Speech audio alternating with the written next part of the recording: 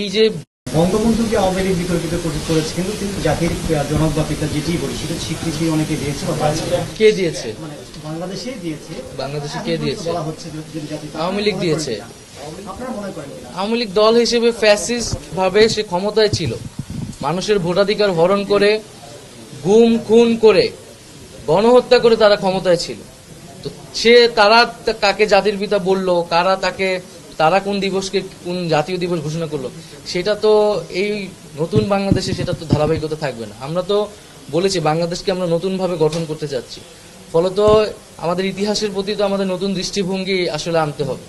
তো আপনারা যদি আওয়ামী লীগের করা সবকিছুকে মনে করেন জাতীয় জাতীয়, আপনার তো গত এই যে ভোটাধিকার মানে ভোটবিহীন যে সরকার, তারই তো আসলে বৈধতা নেই। তো সেই সময় তো অনেক কিছুই করা হয়েছে, এই সবগুলো জিনিসকে তো আমাদের আসলে পুনর্গঠন করতে হবে, পুনর্মূল্যায়ন করতে হবে। জাতির জনক মনে করেন কিনা এই সরকার? অবশ্যই না, কেন জাতির জনক মনে করবে?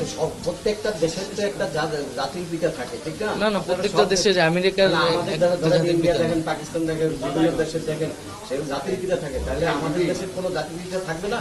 আপনি কি ব্যাখ্যা করবেন?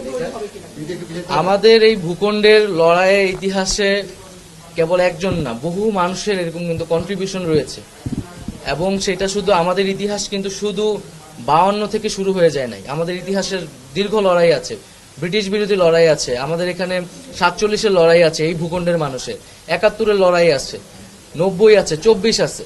আমাদের এখানে শেরেবাংলা ফজলুল হক, সুরারদি, আবুল হাশেম, যোগেন মন্ডল, মাওলানা ভাসানী, আপনি অনেক মানুষের লড়াই আছে। আমরা তো মনে করি এখানে একজন জাতির পিছনে না, বরং অনেক ফাউন্ডিং ফাদার্স রয়েছে, যাদের কন্ট্রিবিউশনের ফলে এই ভূখণ্ড, এই রাষ্ট্র আমরা স্বাধীনতা পেয়েছি।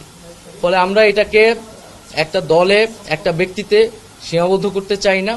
ফলে আমাদের যেই ইতিহাসের যেই বহুমুখিতা রয়েছে, নানা মাত্রা রয়েছে, যেটাকে আওয়ামী লীগ এতদিন অস্বীকার করেছে, যেটা মাওলানা ভাসানীর কন্ট্রিবিউশন তারা সবসময় অস্বীকার করেছে, অথচ আওয়ামী লীগের প্রতিষ্ঠাতা, অন্যতম প্রতিষ্ঠাতা তিনি, তাহলে আপনি তো তাকে কখনো ইতিহাসে রাখেন নাই। তা আমাদের তো এখন হচ্ছে সেই ইতিহাসগুলোকে নিয়ে আসতে হবে। সংবিধান দিবস সেটাকে 4 নভেম্বর, সেটা সংবিধান তো সেই দিন থেকে কার্যকর হয়নি।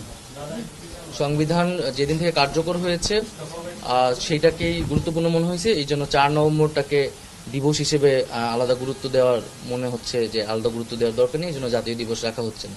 আর এতগুলা জাতীয় দিবসও আমাদের কাছে মনে হয়েছে দরকার নেই, এটাকে যত সংক্ষিপ্ত কমানো যায়, যেটা আসলে খুবই সিগনিফিকেন্ট, শুধু সেই দিবসগুলোকে আমরা এখানে হাইলাইট করা। এই দিবসগুলো যখন আপনারা বাতিল করছেন, তখন পরবর্তীতে আমরা জানি যে রাজনৈতিক দলগুলো যখন আসবে, তখন তো আবারও এই দিবসগুলোকে আবারও সামনে আনতে পারে, বা আবারও তখন এগুলোকে সেটা জনগণ ঠিক করবে।